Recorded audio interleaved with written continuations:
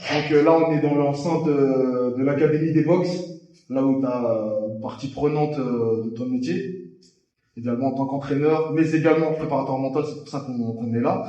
Donc, est-ce que tu peux te présenter un petit peu, nous parler un petit peu de ton parcours sportif et de toi? Alors, Franck Sonbet, 45 ans, père de 3 enfants. J'ai commencé les sports de combat à 13 ans, avec à 16.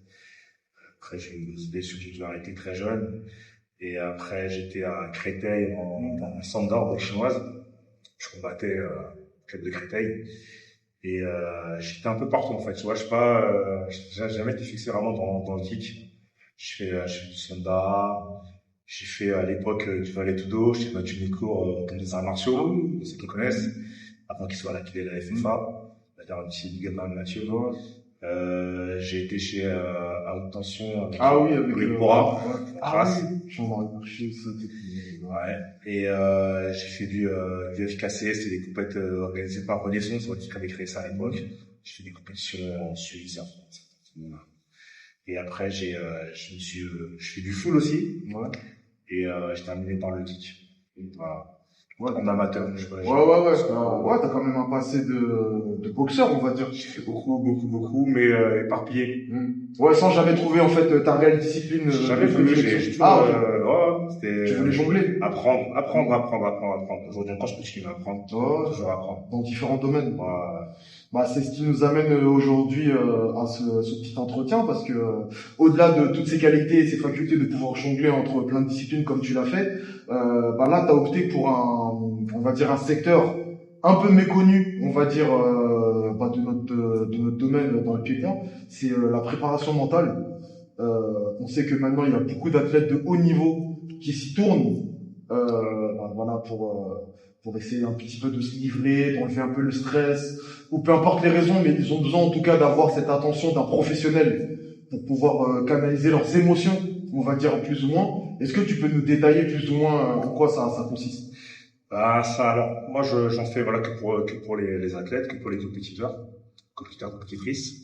Et, en fait, le but, c'est d'amener, l'athlète de manière optimum, au jour du combat, au jour J. Et, donc, mentalement. Après, physiquement, tactiquement, techniquement, il y a le staff, il y a tout ça. Et, nous, je me rajoute à ça, pour l'aider, mentalement, que tous les voyants sont ouverts, pour la compétition, donc il y a plein de choses, c'est très large, hein. Ouais, c'est large, bien sûr. C'est vraiment très large, parce que chaque athlète est différent, chaque athlète a des problèmes différents, pas. Donc ça peut aller des petits rituels d'avant-combat, à des problèmes de début de préparation, c'est vraiment très large. Donc il faut connaître, il faut venir parler par les connaître. Et il y a une règle qui est très importante, c'est qu'il faut que la démarche elle vienne de la tête. D'accord. Ok, donc c'est pas, toi jamais en aucun cas tu contactes tel ou tel athlète en disant je propose ça ou.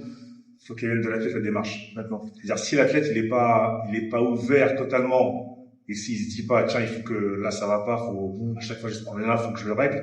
Si l'athlète il est dans cette démarche, c'est compliqué. Tu vas pouvoir parler avec lui, il va jamais se livrer totalement.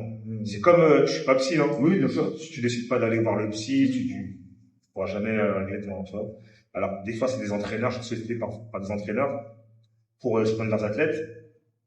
Ça a pu marcher, plus ou moins. Des fois, ça marche pas forcément. Parce que l'athlète, il le fait parce que c'est l'entraîneur qui l'a dit. Oui, exact, ouais. C'est pas, ça vient pas d'une démarche personnelle. Ouais. Mais est-ce que tu vois la différence dans les deux cas? Quand ça vient d'une démarche personnelle et quand, par exemple, c'est un entraîneur qui pousse l'athlète, est-ce que tu sens que c'est pas la même finalité? C'est pas pareil. Ah ouais, donc il y a vraiment une cause à l'effet. Et du coup, ça consiste en quoi enfin, sans rentrer parce que je pense que c'est assez confidentiel. On a un petit peu parlé de comme les psychologues, etc. C'est un peu le psychologue du sport. On va dire le préparateur mental, ou c'est vraiment deux choses différentes? Non, pour moi c'est différent. C'est différent. Ouais, c'est vraiment différent. Moi regarde, je fais avec des athlètes en dehors du club où je travaille. Et je fais avec des athlètes dans le club où je travaille. D'accord. Dans le club où je travaille, c'est plus facile, parce que je connais un peu leurs habitudes, je les vois un peu évoluer, c'est un peu plus simple. Donc tu vois, ce qu'il faut changer, tu vois directement ce que tu les as au quotidien. Tu les vois au quotidien. Les athlètes extérieurs, c'est beaucoup de discussions. Beaucoup, et je dois savoir ce qu'ils font de A à Z toute la journée, Et pendant les prépas, ce qu'ils mettent en place, ce qui va pas, j'ai Des carnets. des carnets, mais grand format A4 sur les athlètes, Bien sûr. pour pouvoir commencer à trouver une ouverture sur un problème. Il faut vraiment creuser. Que je dis, ça peut être large. Ça peut venir de problèmes extérieurs à la boxe. Ça peut venir de problèmes intérieurs, ou même internes. Il y a de tout, hein. Tu sais, je te prends un exemple qui n'a rien à voir avec la boxe. Tu vois, Nadal, tout le monde est là, Nadal, il a nommé ceci. Oui, il a des petits tocs, là. Oui, bien sûr, ouais, j'avais Tout capté. ça, c'est des routines. Ouais. Des concentrations. D'accord. Quand il remet ses bouteilles, alors oui, mais à chaque fois, il les remet. Mais c'est pas mal à chaque fois de lui de se concentrer. Ici, que quand il est en train de faire ça, il est dans ce tennis, en fait. Il est donc ça va être la respiration, ça va être plein et tous ces trucs-là, t'as des boxeurs qui n'en ont pas forcément, qui gèrent mal leur stress, donc c'est de leur trouver des routines qui leur conviennent. Ça, c'est un exemple, hein. Tu peux avoir ça. Le caleçon fétiche, si je l'ai pas, je peux pas bien combattre et tout. Ça paraît simple. Ça paraît bête, même. J'aime pas le point rouge, j'aime pas Oui, non, bien sûr, non, mais totalement, on est totalement dedans. Mais tous ces genres de choses, et il faut leur retirer, ça, c'est tous ces paramètres qu'ils ne peuvent pas contrôler, il faut leur retirer, il faut leur en mettre d'autres, il faut leur mettre des routines, il y a plein de trucs, c'est hyper large. C'est un exemple. Oui, bien sûr. Non, mais l'exemple, il a bien illustré la chose. Et du coup, est-ce que, toi maintenant qui officie en tant que préparateur mental pour des athlètes, on va dire de haut niveau maintenant, qui ont un certain niveau, est-ce que tu sens, une fois ton intervention passée, les effets? Est-ce que tu les constates, toi, les effets sur l'athlète? Alors, moi, j'essaye de rester extérieur. Les effets, je demande à l'athlète, ou je demande après au coach, et c'est souvent les coachs qui voient la différence du comportement de leur athlète. Tu vois. C'est les coachs directs qui vont voir s'il y a une différence ou pas.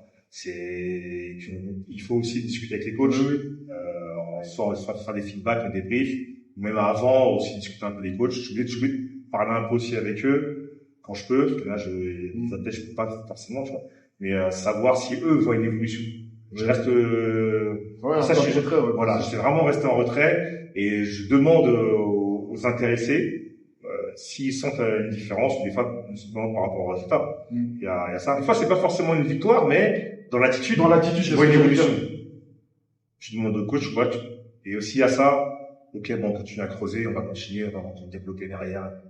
C'était en plus ça le sens de ma question. C'est pas quand je te disais ce que tu vois les résultats, c'est pas, tu connais le chemin pour aller le petit stress, la petite anxiété qu'on sait à l'approche d'un combat, ne serait-ce que déjà quand tu commences la préparation, ensuite quand la date approche, la pesée, etc. Il y a toutes ces petites choses qui s'accumulent. Est-ce que toi t'as des techniques secrètes en fait?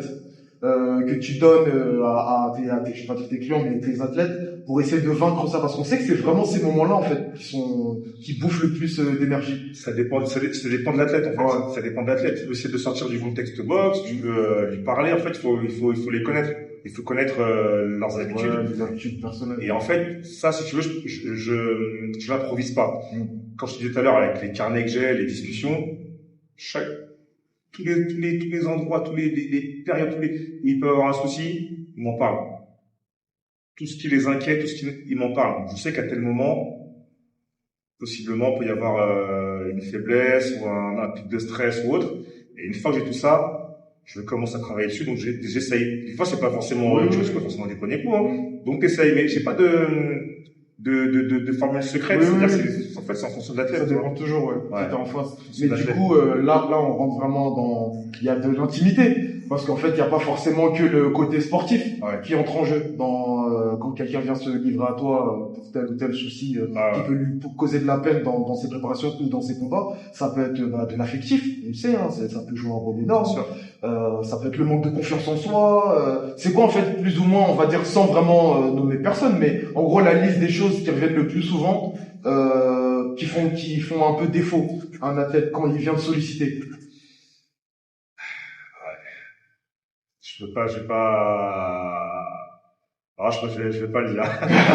Non, mais voilà, je vais faire plus ou moins pour toi. On peut dire, on a parlé de l'affectif, tout ce qui est relationnel. On sait que souvent c'est des choses qui jouent. En tout cas, ça joue énormément. Chez beaucoup de boxeurs. Exactement. On sait très bien que c'est une part entière dans la préparation, parce qu'on sait que si ça va pas à la maison, Ça va pas forcément bien aller dans le ring, ça peut être les enfants, il y a des gens qui ont une situation au boulot qui peuvent être compliquées, ça influe aussi sur leur performance. Donc du coup, comment on arrive un petit peu à les recanaliser? Parce que déjà que c'est dur, si tu veux, de se confier, bon, entre guillemets un étranger, mais un professionnel, rentrer dans les détails, et ce professionnel a besoin de savoir les détails. Donc comment en fait toi t'arrives à creuser un petit peu Moi, je pose les questions. Je les pose les questions. C'est vraiment de. Tu sais, je sors. En tant que préparateur mental, tu sais, comme j'entraîne aussi, par exemple, j'entraîne aussi avec des juifs et je peux travailler avec des athlètes de juifs. Et quand je parle avec eux en prépa mental, je suis plus entraîneur. Je sors vraiment et je pose des questions. Parfois, c'est eux qui viennent directement me dire. C'est encore plus simple, tu vois. Mais si j'ai des questions à poser, je les pose. Ils répondent pas, mais je les pose. Après, voilà, on travaille avec ça, mais j'ai pas de souci à poser des questions qui sont assez personnelles. C'est vraiment pour. Ouais, parce que c'est souvent ça un peu qui, tu sais, il peut y avoir un petit c'est trop intrusif, on va dire. Souvent, ça vient d'eux. Sur les trucs vraiment perso, s'ils m'ont sollicité, c'est qu'ils ont besoin de parler de ça, et donc ils le disent. Pas de difficulté à se confier dans le plus profond de l'intime. Mais est-ce que toi, t'as besoin de connaître ce plus profond souvent que des fois eux, ils osent pas dire pour régler le problème? Parce que eux, s'ils le disent pas, toi, tu vas toujours être en surface, tu vois, plus ou moins du problème. Non, je vais poser les questions. S'ils ne me disent pas, je pose les questions. Après, s'ils sont honnêtes et totalement ouverts, ils vont me dire. Après, des fois, tu sais, tu peux avoir des réticences ou des pudeurs, et puis tu dis non, là-dessus, non, pas de souci ou autre. Et c'est compliqué après pour avancer. Ouais, il y a plusieurs séances même, je pense. Bien sûr, ouais, bien sûr. Mais là, les athlètes que j'ai, il n'y a pas eu de souci pour pouvoir se livrer. À partir du moment où la démarche venait d'eux, et eux, quand ils viennent te voir, est-ce qu'ils sont un peu dans enfin, on va pas dire c'est le stade du désespoir quand tu vas voir un préparateur mental, mais c'est un peu comme on dit quand on va voir un psychologue. Tu vois, quand on se dit qu'on va voir un psychologue, c'est pas très commun, mais on se dit que c'est qu'en fait, on n'a pas trouvé la solution tout seul, on n'a pas trouvé la solution avec l'entraîneur ou l'entourage, et du coup, enfin, peut-être pas par désespoir, mais on se dit, bon, la seule personne qui reste, c'est un professionnel. Donc, est-ce que c'est souvent ce cas-là où des gens anticipent, vu que maintenant ça devient un peu commun, de se dire, bon, tiens, maintenant dans ma prépa, je vais allier ça, ou t'as plus souvent le cas du mec qui se dit, bon, j'ai tout tenté de mon côté, ça n'a pas fonctionné, maintenant il faut que je me tourne vers quelqu'un. Il y a un peu de tout. Il y a un peu de tout. Je crois que le psy, et ça, le psy, les gens, ils osaient pas y aller, tu vois, j'avais des pour les filles, le psy. Les gens, ils osaient pas, ils voulaient pas dire. Maintenant, ça se démocratise vachement. Je pense que je vais aller en voir un, j'ai peut-être besoin de discuter un peu. Tranquillement, tu vois. Donc c'est pas forcément un dernier recours. Oui. C'est, je pense que j'en ai peut-être besoin, donc j'y vais maintenant. Préparateur mental, ça dépend des personnes. T'as des personnes qui vraiment, des personnes qui ont des projets. Les projets, tu nous vas viens d'en parler. Est-ce que tu penses que j'aimerais bien, est-ce que tu penses que mon projet, il est bien en adéquation avec, une personnalité? Est-ce que si j'ai pas peut-être quelque chose qui va pas, ou bien, on discute. Oh, tout va bien, vas-y, fonce. Et d'autres, c'est oui, j'ai du mal là, ou ça dépend, mais il n'y a pas, de situation vraiment critique. Alors, c'est peut-être moi qui relativise vachement, pour rester vraiment toujours, sans ses émotions là-dedans. Mais, non, peut-être une personne où c'était, ouais. Sinon, non, c'est pas, critique. C'est dur d'aller bosser quand t'es pro ou classe A et, t'es au fond du trou. Compliqué, hein. Ouais, c'est très compliqué, ouais. Justement, d'où l'importance de votre rôle qu'on essaie un petit peu, nous, de plus mettre en avant et démocratiser, parce que c'est important, mais est-ce que, t'as déjà connu, on cite personne, hein, bien sûr, vraiment quelqu'un qui vont te voir en te disant, j'en peux plus, je trouve pas la solution, ça peut être suite consécutive à pas mal de défaites, tu vois, sans vraiment rentrer dans le personnel, mais en gros, qui suit pas mal de défaites, et qui se dit, écoute, là, je viens de voir, j'en peux plus, ça va pas, il faut que j'en parle, est-ce qu'il y a une solution? Ou des fois les gens peuvent te voir comme le miracle, parce que comme on dit des fois on se dit bah le préparateur mental il va me dire les mots qu'il faut que j'entends pas ailleurs. Est-ce que c'est souvent ça aussi? J'ai pas eu ce cas-là. D'accord, j'ai pas eu ce cas-là. J'ai eu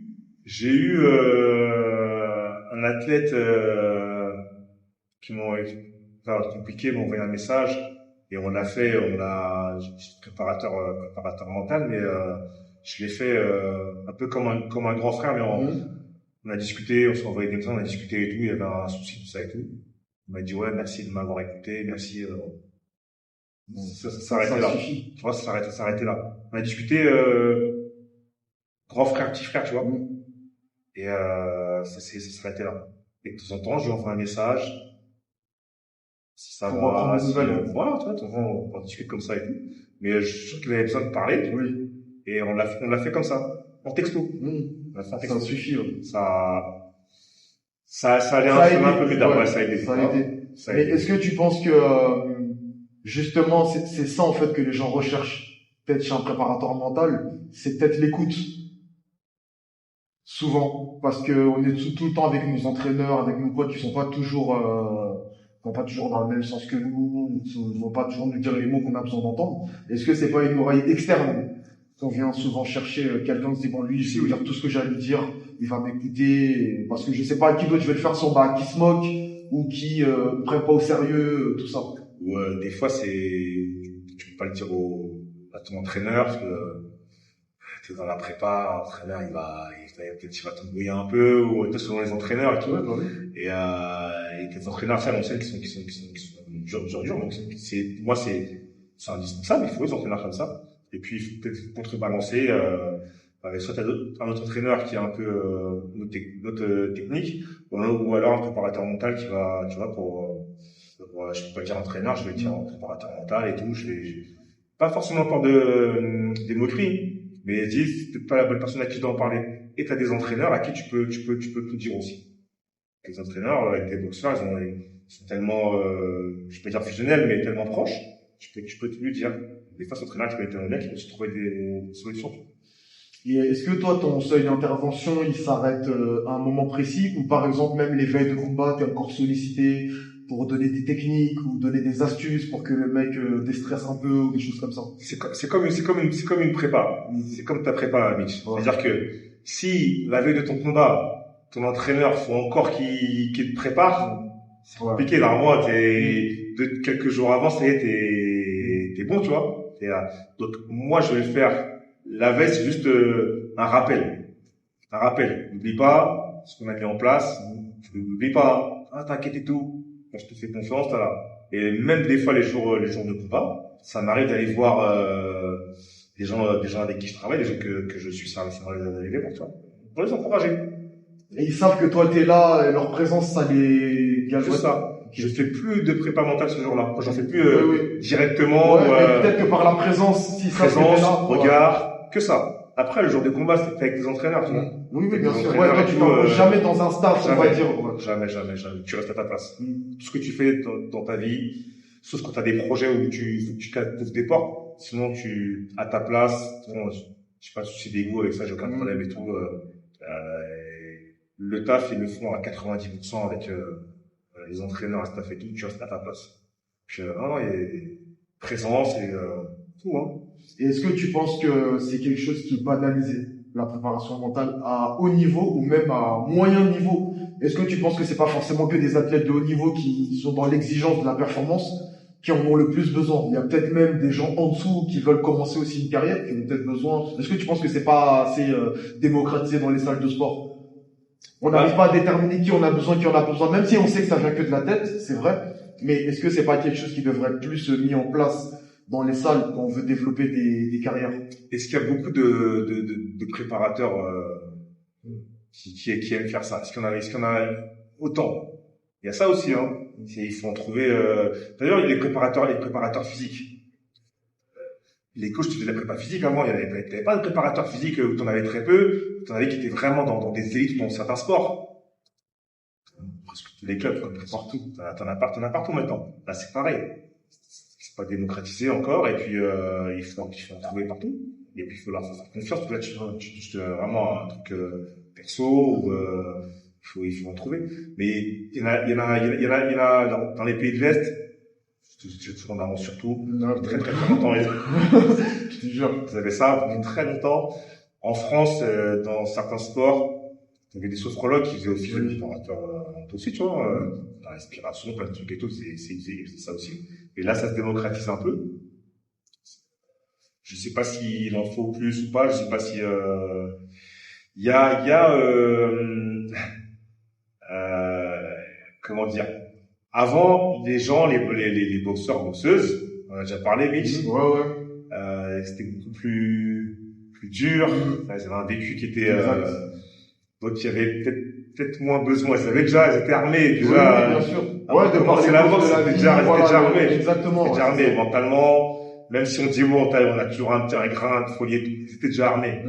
Aujourd'hui, Ouais, c'est vrai que on a eu déjà l'occasion d'en parler, ça a beaucoup changé. Mais justement, toi, quel regard t'as sur ça? Là, on parle d'une ancienne génération, qui est la nôtre, où il y avait beaucoup de vaillants, on va dire, mais des gens qui avaient peut-être des choses à se prouver, donc qui étaient vraiment, dans la recherche personnelle du dépassement de soi, on va dire ça. Et maintenant, on est plus dans une génération où, on sait plus trop les gens pourquoi ils boxent en vrai.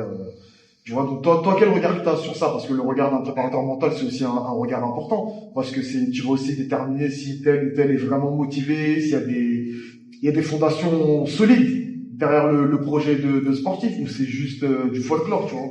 J'essaye, alors toi, j'ai mon avis perso, mais j'essaye, quand je m'engage comme ça, à rester, j'ai un objectif.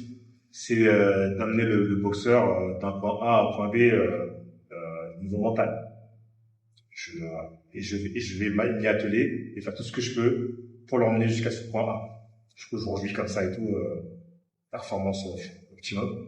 Et j'essaye de pas me poser la question de est-ce qu'il est vraiment fait pour ça? Est-ce que ses intentions dans la boxe, je l'emmène jusqu'à ce point-là. J'irai jamais dire à un boxeur, tu dois pas boxer, sauf s'il y a une question de danger, sauf que les coachs disent ça, ils arrivent pas, ça, c'est des coachs.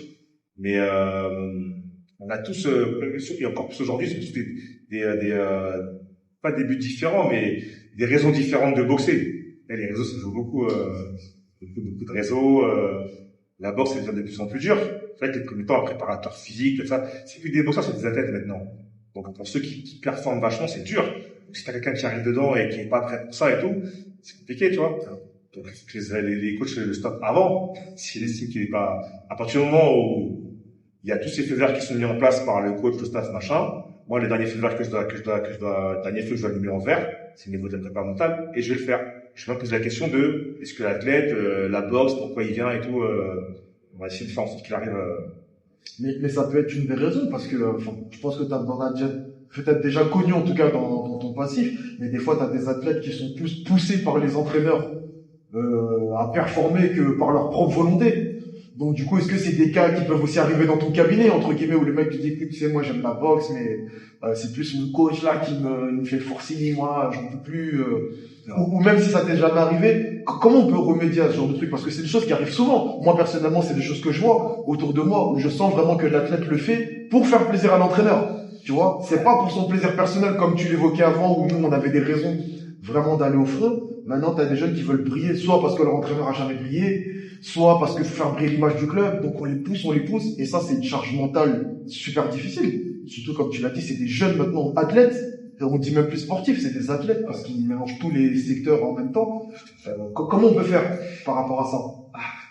Je suis personne, moi. Non, mais là, on discute, on échange. Là, je sors de mon rôle de préparateur mental, là, je donne un rôle de t'es aussi entraîneur, donc c'est là, il y a les deux en un, voilà, tout à fait. Je m'occupe de jeunes, je suis directeur de stage avec les stages de la Fédé, tu vois, les FNDA, pour les jeunes, les compétiteurs. Donc, surtout sur les jeunes, ça, tu vois, c'est intéressant. Sur les jeunes et sur les fins de carrière. Qui ont du mal à s'arrêter, c'est plus simple de parler avec les fins de carrière, que le gros bagage qu'ils ont. C'est pas plus simple d'obtenir un bon résultat, mais c'est plus simple de leur parler. Les jeunes, ils savent pas encore, je vais à droite, à gauche, pour l'entraîneur, pour moi, pour mon père, pour mes parents, pour, tu vois, c'est un peu compliqué. C'est parler, discuter avec les entraîneurs, avec le staff. Le but, c'est pas de dégoûter le jeune. C'est de lui permettre de se construire, correctement, s'il doit se construire dans la boxe, pas de brûler les étapes. Ou si vraiment c'est pas pour lui, c'est pas fait pour lui, si un entraîneur, il n'en pas dans un combat. Et si c'est pour faire plaisir à l'entraîneur, et s'il le dit, dès le départ, c'est de stopper, tu vois, c'est de dire, est-ce que toi, tu veux vraiment y aller? Non. Tu veux vraiment y aller, toi? Est-ce que toi, je sais pas, pose-toi la question. Mais je sais pas, c'est déjà beaucoup. C'est énorme. Ah ouais. Parce qu'un an, je sais pas, Bien sûr. pour moi, dès que tu prends du temps pour réfléchir, c'est presque long déjà, tu vois. Ouais, non, c'est clair, je suis totalement d'accord. C'était des terres à fond, c'est comme un mec, je vais y aller, moi. Ouais. Donne-moi un bout d'os, j'y vais et tout, tu Exact. vois. Si t'as pas ça, t'as des jeunes comme ça encore, hein. Quelques-uns, hein. Il en reste. Petite dédicace, là, petit jeune du 93 et tout, là. Le petit Soso, là, et tu ramènes dans n'importe quel, Soso et tchèque. Amène dans n'importe quelle discipline. Ouais, ils y vont. Ils ont la dalle de ouf. Allez, putain. Ouais, non, mais ça, c'est un peu ce que tu as connu et qui faisait avancer un petit peu l'élan du sport où tout le monde voulait se battre contre tout le monde, etc. Bon, ça a un peu changé, pas tellement, mais c'est vrai que ça se voit un petit peu moins avec l'arrivée des réseaux, tout le monde fait un peu plier. Après, moi, comme j'ai toujours dit, avec tous les gens qui ont pu passer dans le podcast et tout, les réseaux ont leur rôle, tu vois, ils ont leur ambition. Ça peut être un très bon vecteur de réussite ou quand c'est bien utilisé. Quand c'est bien maîtrisé et quand c'est bien utilisé, tu peux arriver à promotionner, à te mettre en avant. Malheureusement, on sait qu'aussi, il y a une partie plus sombre où, il y a des dérives, etc. Et, ça aide plus à leur perte qu'autre chose. Donc, c'est quelque chose que je pense que, est-ce que d'ailleurs, je vais te poser même la question, toi aussi qui es officier en tant qu'entraîneur, est-ce que tu penses que ça, c'est quelque chose qui doit être, ça doit être un secteur ou un domaine qui doit être verrouillé par un entraîneur. Toi, tu officies avec des jeunes, dans la fédé et tout. On sait que tous les jeunes d'aujourd'hui, ils sont tous dans leur téléphone branché, on met le contenu, etc. Est-ce qu'il y a une part de vigilance en leur disant, les gars, attention à ce que vous postez, ça peut même être en défaveur dans votre carrière, etc. Est-ce qu'il y a cette part de travail où on les prévient? Chez les jeunes, c'est, alors on a éducateur, c'est vrai. Chez les jeunes, les parents. C'est aux parents de verrouiller. C'est aux parents de verrouiller. Chez les athlètes, après, les confirmés, ceux qui sont dans les carrières, le social, les réseaux sont des indicateurs maintenant. On peut pas faire ça. On peut pas. Et comme tu disais tout à l'heure, bien utilisé. Il faut. Chez le boxeur, j'en ai juste les boxeurs sur une page Instagram, c'est obligatoire, sur une page. Je mets les infos sur tes combats, tu vois. Je fais des super bons teasers qu'on peut mettre dedans aussi, hein.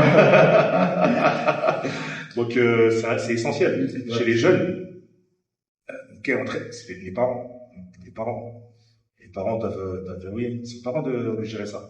Bon, moi, pour moi, c'est, après, sur les plus confirmés, les machins, et les adultes, on les oriente un petit peu et tout, mais chez les jeunes, c'est les parents. Oh, nous, qu'est-ce que tu... Ouais, tu veux pas te les parents. les parents. C'est aux parents de surveiller ça. Et justement, est-ce que ça commence aussi tôt chez ces jeunes-là, la préparation mentale? On peut aussi l'évoquer quand on dit tôt, enfin, en dessous de 18 ans. On va rester chez les mineurs. Il faut forcément attendre qu'il y ait vraiment un stade de carrière majeur, ou est-ce que par exemple un jeune de 16 ans, il peut solliciter un préparateur mental parce que il peut avoir des soucis au collège avec d'autres jeunes qui n'osent pas dire à ses profs, à ses parents. Est-ce que toi tu acceptes qu'un jeune te contacte sans parler à ses parents, par exemple? Ça peut être un cas qui peut arriver. C'est très compliqué, mais je dirais non. Ouais, je dirais non. Je peux le faire. J'ai déjà eu le cas, un père qui est venu avec son fils, qui boxait, qui avait déjà boxé, ça s'était mal passé, il était venu voir avec son fils et tout. Le père était là, on a discuté, on s'est entraîné un peu, montré les choses, je l'ai glorifié dans ce qu'il faisait, après, s'il a donné envie, il est reparti combattre tout, c'est très très bien passé.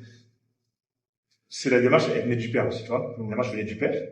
Mais un jeu comme ça, c'est compliqué parce que si tu dois comme ça parler de trucs intimes, tu peux pas les garder pour toi. Exact. Oui, obligé de...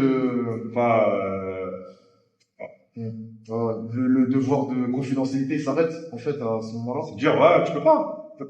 S'il a des parents, tu vois, on est parents, tu veux savoir ce qui se passe pour ton enfant s'il y a un problème. Tu peux pas. Enfin, c'est dur. Même si lui il te dit non, ce que je vais te dire, c'est faut que ça reste entre nous, parce que. Et est-ce que le même cas, par exemple, c'est pour les adultes aussi? Tu vois, c'est différent. Oui, non, mais il peut y avoir des adultes qui sont dans des moments très difficiles de leur vie, qui te sollicitent des sportifs, dans le domaine sportif, et qui te disent ça va pas là, j'ai des idées noires, etc. Est-ce que toi, si lui te dit oui, il faut qu'on parle à mon entourage, tu penses que c'est important de le faire parce que il te parle quand même de quelque chose d'assez dangereux, ou tu gardes vraiment comme les médecins en mode je dis rien?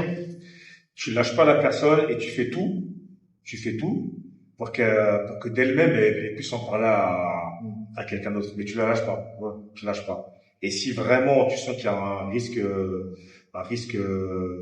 danger de sa santé pour, tu vois, pour son intégrité physique et mentale, si je peux pas dire que tu la menaces, mais tu écoutes. Oui, il faut être dernier recours. Si vraiment il y a pas de possibilité, tu veux pas, moi je le ferai à ta place. Ouais. Je te le dis, je te dis tout je te pas rien dans le dos, je te le dis. S'il n'y a pas de possibilité, on a tout essayé. Il y a un danger imminent pour toi. Je vais le faire à ta place, je vais en parler, sinon tu essayes d'amener la personne à les faire d'elle-même. C'est le but aussi. Non, je parle de tout ça parce que c'est des choses importantes qui sont très peu évoquées dans le milieu, et c'est que, au plus haut niveau de starification des athlètes, il y a des athlètes qui souffrent, hein. On voit tout le temps, même les plus célèbres, qui ont beaucoup de problèmes, que ce soit avec l'alcool, les drogues, le suicide, l'argent, enfin, tout ce que tu veux, même la notoriété en elle-même apporte aussi des complications dans la vie. Et ça m'en amène aussi à parler au dernier point que je voulais parler, qu'on a évoqué tout à l'heure, c'est, la retraite. La retraite sportive, c'est un gros débat qu'on parle, j'entends quasiment jamais parler nulle part, et c'est dommage. Mais comment on prépare un athlète, en tout cas en tant que préparateur mental, voire même entraîneur, parce que t'es dans les deux domaines, à dire c'est pas le combat trop, comment on prépare tout ça? Tu l'amènes, tu essaies de l'amener, mais il faut en parler, tu veux l'amener. On a une personne en commun qu'on connaît bien. Moi, je l'avais déjà parlé il y a quelques années de ça, tu vois.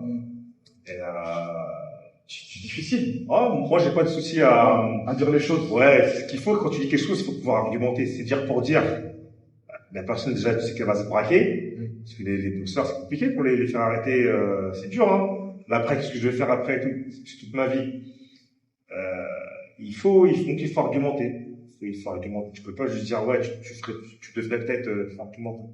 Et j'en avais parlé encore avec notre athlète et tout, j'avais déjà parlé. On m'a reparlé il y a pas longtemps. Mais c'est dur.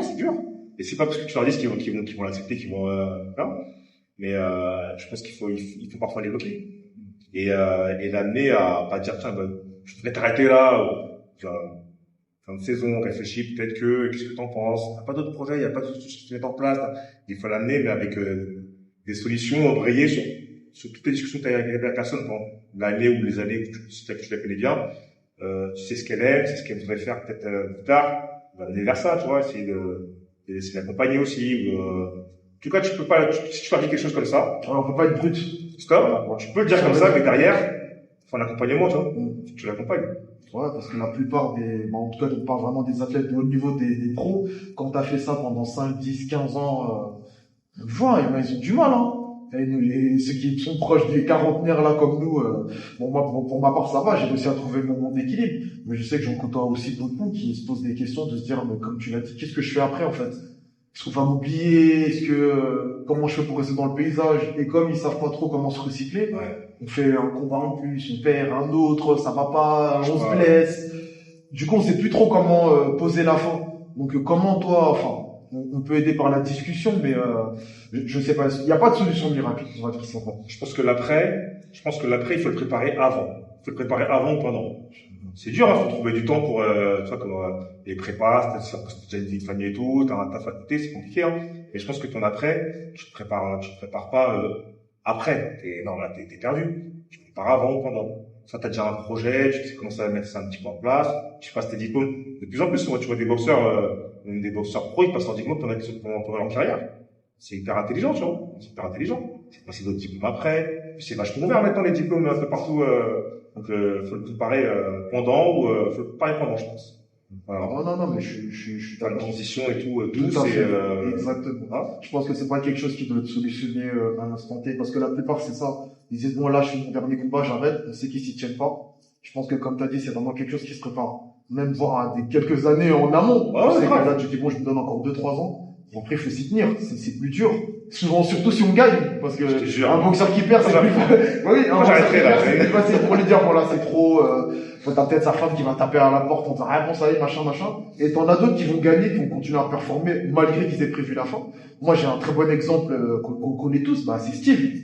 Steve Valente, je me rappelle, qui avait acté, en fait, son départ en disant, voilà, moi, je vais faire mes derniers combats et je reviendrai plus. Et qui s'est tenu à son truc, alors qu'il était que sur des bonnes performances. Donc je pense que là, c'est encore beaucoup plus dur de se dire, mais pourquoi je vais arrêter là alors que je suis super bon? Et Très intelligent, très intelligent. c'est rare en fait ce cas de figure, il y en a pas beaucoup, c'est pour ça que moi il m'a fait marquer.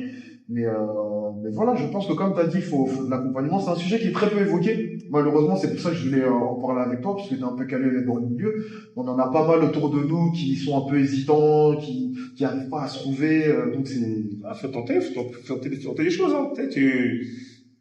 Qu'est-ce que tu aimerais bien faire? Tu te fais un petit game comme ça, qu'est-ce que t'aimes, que tu veux. Vas-y, tente, frérot. Et qu'est-ce qui va t'arriver? Ouais, depuis le Covid, toutes les cartes d'intérêt redistribuées, hein. Les gens sont plus fixés sur un taf dans 15 ans, 20 ans et tout. Et je fais, tente. T'as encore un peu la boxe là, parce que ça te dit d'entraîner, tu veux commencer, je sais pas, non, t'as un autre truc. La vidéo, t'as plein de trucs, tu vois. Faut tenter maintenant. C'est ouvert. Tente. Qu'est-ce qui va t'arriver de, prends, t'as pris des risques sur le ring à mettre ta santé parce que ta vie en jeu. Et là, t'as peur d'aller, vas-y, je t'accompagne, vas-y. Allez, je te sors les trucs et tout, on va sur Internet, on regarde tout ce qu'on peut faire. C'est parti, hein. Et toi, ça fait partie de tes démarches aussi, ça. Ça fait partie, normalement, je devrais pas aller jusque là. Ouais. Après, c'est, Mais oui, mais en fait, est-ce que des fois ça déborde, par exemple, dans des cas comme ça? Ah oui, c'est ce que je me disais. Parce que de fil en aiguille, comme tu as dit, c'est des échanges, c'est des discussions. Donc on va de thème en thème, de discussion en discussion. Et tu peux pas dire au mec, non, là, voilà. Parce que le mec, il a besoin de se livrer. Donc, en général, plus ça dure, plus ça parle, c'est que le gars, il est en confiance. Le gars ou la femme est en confiance. Donc, du coup, tu peux pas lui dire, non, là, on rentre pas dans ça. Imagine un entraîneur, il dit, t'as 2 heures de cours, la leçon, ça dure 2 heures. Allez, t'as 4 cours, alors 5 cours dans la semaine, voilà. Au bout des 2 heures, allez, c'est fini, tu ne calcules plus qu'au le prochain cours, là. Fini. Il n'y a pas de discussion, il n'y a rien entre, il n'y a pas de, ça n'existe pas. L'entraîneur, je crois que c'est le pire, le meilleur et le pire des tafs. Ouais. Des tafs. Tu passes ta vie, en fait, avec les athlètes. Même en dehors des cours, en dehors des, si le travail d'entraîneur, de toute façon, dans le sport, c'est pareil. Il était rémunéré, à la hauteur de ce qu'il fait. Son entraîneur, c'est un millionnaire. C'est un millionnaire. Non, je suis totalement d'accord. Ça déborde toujours. Tout le temps, ça déborde. Tout ce que tu fais, ça déborde. Quand t'es passionné, tout ce que tu fais, ça déborde. Pas rester, la séance, elle est finie, oui. Ouais, donc faut quand même ce climat de familiarité. Plus ou moins, faut que la bulle, elle soit, en fait, faut vraiment que la personne pense elle parle à quelqu'un de sa famille. Je pense plus ou moins pour pouvoir se livrer jusqu'à un certain point. Parce que c'est toujours dur de parler à un inconnu. Ça dépend des gens. Ça dépend des gens. Des gens qui ont un mauvais rapport avec la famille, qui préfèrent parler à quelqu'un qui est extérieur à la famille. Ouais. Ça dépend. Et t'en as qui doivent se sentir en mode famille pour pouvoir se livrer et tout. Ça, en fait, ça dépend des gens. La distance. Pas une grosse distance, mais cette petite distance, il y en a qui en ont besoin pour pouvoir se lâcher, tu vois. C'est bizarre. Hein. Oui, il faut être vraiment proche.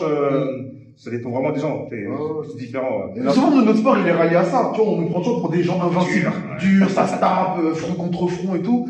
Mais on a tous nos faiblesses. Tu vois. Moi, j'ai jamais boxé en pro, mais j'ai boxé, tu vois. Oui, bien sûr. En plein discipline, j'ai beaucoup boxé.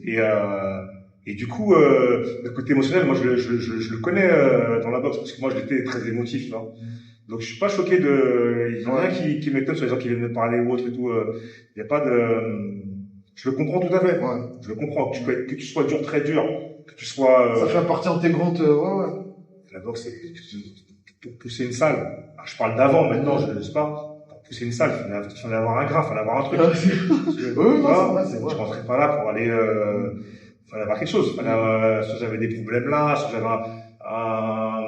chose à prouver, soit j'avais, tu vois, il fallait un exutoire, il fallait un truc à canaliser. Donc le côté émotif, ce qui arrive, il était déjà dans la boxe. Donc j'ai jamais été choqué parce que je vois le mec qui fait 120 et 110 kilos, 1m95, et le mec qui vient me parler, il me dit ouais, t'as vu, vas-y, pose-toi et puis on discute et on verra.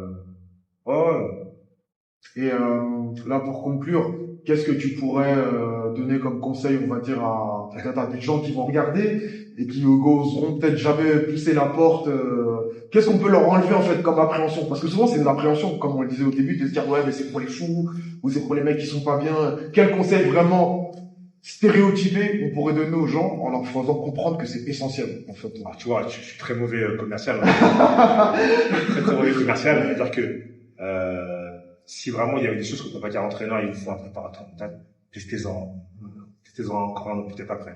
Donc, si le premier ne fonctionne pas, si vous allez en voir un autre. Ouais, il y a peut-être qui vous convient pas à vous. Et allez, voilà. Et essayez. Si vous avez vraiment du mal, vous avez un blocage.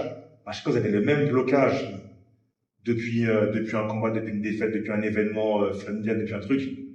Allez en voir un, ou allez consulter un psy, aussi, bien sûr. Tout simplement. Pas forcément pas mental, mais en tout cas, parlez-en. Ouais. Parlez-en. On est trop dans ce truc-là, on parle pas Christian, moi je parle pas, moi il y a que, non. Non, mais c'est ça. Moi, je sais que c'est réel parce que toi, comme moi, au quotidien, on connaît la mentalité des boxeurs, des sportifs, enfin, particularité des boxeurs. On sait, il y a cet élan de fierté, d'orgueil. Tu peux laisser tous tes problèmes à la maison, venir ici, en mode machin. Toujours souriant. Voilà. Mais de toute façon, ceux que sourient le plus à cette voilà, en général, je te jure, j'allais le dire. Ceux-là qui sont toujours de bonne humeur, c'est toujours ceux qui cachent des plus gros trucs. Bah oui. On le sait, c'est pas un secret. Donc oui, non, n'hésitez pas à pousser, faut pas hésiter à pousser la porte d'un préparateur. Je pense qu'il y a plus de honte dans le monde dans lequel on vit aujourd'hui. Il faut plus se dire mais si j'y vais, tout le monde va croire que je suis faible. Parce que c'est souvent ça. C'est la principale raison qui font que les gens l'aiment. Ouais, il faut le prendre comme ça va être un plus, tu vois. Ça va être un plus. Faut le prendre comme ça. Ouais, c'est comme quand t'ajoutes le préparateur physique, le nutritionniste. Moi, je pense que vous tous là, vous faites partie intégrante de ces corps de métier qui sont maintenant essentiels, on va dire, pour les générations d'aujourd'hui, constituer l'athlète ultime. Genre, si t'as pas le nutritionniste, t'as pas le prépa physique, le prépa mental, tu peux pas performer. En tout cas, dans le monde d'aujourd'hui, moi, j'ai clairement vu la différence entre avant, où c'était un peu brut de décoffrage, tu venais faire tes trucs à la salle et tout, et où l'entraîneur faisait tout en même temps, tu vois, et il te disait quoi manger, quand dormir, machin. Bah aujourd'hui, on va dire que c'est à la lèche même, l'entraîneur, parce qu'il va dire... Ah, chez nous, ça continue... Ouais, dans certains clubs, ça continue. On va dire les clubs qui sont vieille école, il en reste encore beaucoup comme celui-ci, où t'as l'entraîneur, voilà, parce qu'il a la main, mais surtout, aussi le passif, qui parle pour l'entraîneur quand t'as 30-40 ans d'expérience, t'as tout vu. T'es largement crédible auprès d'un athlète. On sait que maintenant, les nouveaux entraîneurs, qui se forment maintenant, qui ont souvent pas trop de bagages, voilà, ils délèguent beaucoup, donc voilà, moi je peux pas te pousser sur ça, va plus voir lui, et en fait on sait que tout ça c'est important, donc c'est très important parce que t'as d'autres clubs qui l'utilisent, donc si tu le fais pas, il va y avoir un décalage, malheureusement. Là on disait, ça c'est des athlètes. C'est des monstres, tu regardes chez les juniors, je prends les juniors, les KD2, mais comment ça cogne. Je peux plus venir arriver comme ça tranquillement avec une short de foot. Ouais, non. Les mecs, c'est des monstres. Je suis monstre. Bah écoute, en tout cas, Franck, merci. Entretien très enrichissant, même pour moi, parce que moi, j'utilise ça aussi pour mes jeunes et tout, et leur expliquer l'importance de tous ces secteurs d'activités diverses et variées, dans lesquels nous, on n'a pas assez de connaissances. Tu vois, souvent, quand t'as des jeunes, on arrive à les détecter plus ou moins, mais comme ils se livrent pas, on arrive à déterminer, voilà, un ou deux, ils sont pas dans leur assiette de temps en temps, tu leur demandes ça va, oui, mon machin. Donc, je pense que votre rôle est primordial, il a besoin d'être plus connu. J'espère que ça va peut-être motiver aussi d'autres ou en tout cas à sortir de leur cachette. Parce que ça se trouve, il y en a plein, essayer de vous faire connaître. Je pense que les athlètes, ils ont besoin de ça, et aussi d'avoir moins de réticence à aller consulter. Ouais, faut pas hésiter. Après, je pense que t'as des préparateurs mentaux. À partir du moment où ils ont un cheptel. T'as quelques années comme ça. Tu peux pas en faire 30 non plus. Parce que si tu veux, s'entraîner bien, faire bien le taf, pour en avoir, partout dans tous les sens et tout, sinon tu fais pas, vaut mieux privilégier la qualité, tu veux dire, que la quantité. Non, plus efficace. Et quoi qu'il en soit, tu peux toujours donner des petits conseils. Quand j'ai des jeunes, en stage avec la Fédé, tu regardes un peu, tu fais une semaine, tu vois un peu évoluer, tu vois un peu la réaction, tu commences à leur parler entre les séances, tu discutes un peu avec eux, tu te poses et tout. C'est déjà un début sur la prépa mentale, sur notre compte, tu vois. Tu détectes un petit truc et tout, tu parles, tu creuses, non?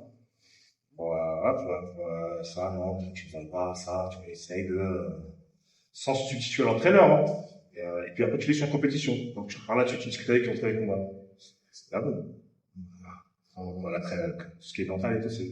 Non, mais toi, en fait, ça t'est venu comment? T'as vu un déclic comme ça ou? Je crois que c'était fini là. Non, c'est fini là, on parle entre nous. Après, je vais couper. Là, c'est. Non, tu peux. D'accord. Pas galère. Non. Mais ça m'est venu que moi, j'étais très émotif, tu vois. Et moi, j'en avais besoin. Moi, j'en ai eu besoin. Et du coup, Et je sais que moi, ça m'a aidé. J'ai pas eu de préparateur, mais je me rappelle il me fallait, je suis un peu ouf, en kick, parce que sur les autres, je me démerdais tout seul, j'avais beaucoup plus de rage. Ah, moi, j'ai combattu tard, hein. Donc, j'avais un peu moins de rage, un peu plus, structuré et tout, donc, il me fallait, et je sais que moi, j'étais un mec, j'étais très anxieux avant les combats, très anxieux. Et il y avait un entraîneur qui n'était pas mon entraîneur principal. Et à chaque fois, il avait une petite phrase pour moi à chaque fois. Il fallait tout le temps que je sois là pour cette petite phrase-là. Si t'étais pas là pour cette petite phrase-là, c'était pas bon, tu vois. Et à chaque fois, il avait cette petite phrase-là. Ça me déclenchait direct. Et je montais, je voulais tuer le mec en face, ça me déclenchait. Ça, c'est ce qu'on appelle, c'est des routines, ça.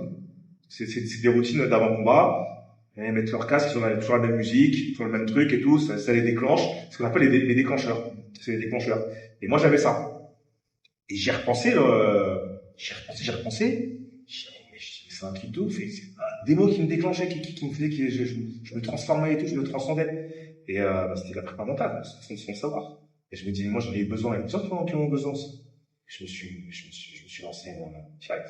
Et déjà avant ça, j'ai ce truc-là d'accompagnement, exactement. Déjà de base, pour ceux qui te connaissent, t'étais déjà comme ça. Ouais. Donc en fait, c'était juste une suite logique plus professionnelle, mais t'as toujours été quelqu'un qui est dans le conseil, dans l'accompagnement, etc. Parce que j'en avais besoin dans tous les sports que j'ai pu faire.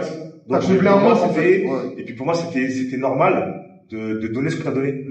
Tu vois, comme pareil, quand j'ai passé mes diplômes d'entraîneur, c'est parce que moi, j'ai les entraîneurs, ils ont une place importante dans ma vie. C'était un soutien énorme. Donc, naturellement, il fallait qu'on me donne, il faut donner. Faut donner. Après, c'est mon truc, c'est dans la vie, c'est comme ça. Mais dans le bien et dans le mal. Hein. Oui, heureusement. Sinon, on se ferait tout le temps à couiller. C'est sûr. Mais en tout cas, pour ce côté-là, moi, on m'a donné, je donne. Ouais. Je ne pose pas de questions, ça prend du temps. Ouais, non. C'est tout, c'est comme ça, ça marche comme ça. Hein. C'est clair. Bon, je suis comme ça. Merci beaucoup, en tout cas. Merci à toi. Très constructif. Merci à toi.